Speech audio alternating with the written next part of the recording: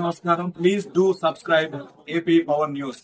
అప్రకటిత emergency Jaganmohan Reddy పరిపాలనలో 2019 నుంచి 2024 వరకు కొనసాగితే ఆ అప్రకటిత ఎమర్జెన్సీని కూడా వ్యతిరేకిస్తూ ఇవాళ ప్రజలు అపూర్వమైన విజయం కూటమికి అందించారు.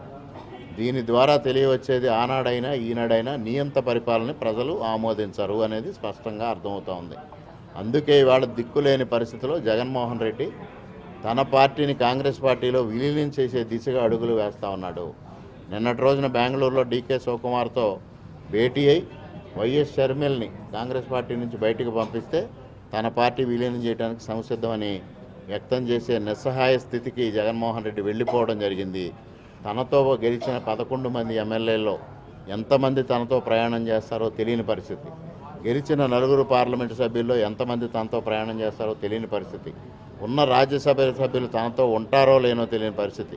ఇటువంటి పరిస్థితిలో దిక్కుతోచని పరిస్థితి. అంటే సాక్షాత్తు పులివెందులకు వెళ్తే కార్యకర్తలే తన ఇంటిపైన దాడి చేస్తే నిస్సహాయ స్థితిలో పడిపోయిన వైఎస్ జగన్మోహన్ రెడ్డి కడప జిల్లాలో ఓడిపోయిన అభ్యర్థులు కానీ గెలిచిన అభ్యర్థులు కానీ కనీసం పులివెందుల రాజప్రసాదం వైపు చూడని పరిస్థితి. ఇటువంటి పరిస్థితిలో దిక్కుతోచకి వాళ్ళ కాంగ్రెస్ పార్టీని ఆశ్రయించే దిశగా ముందుకెళ్తా ఉన్నారు.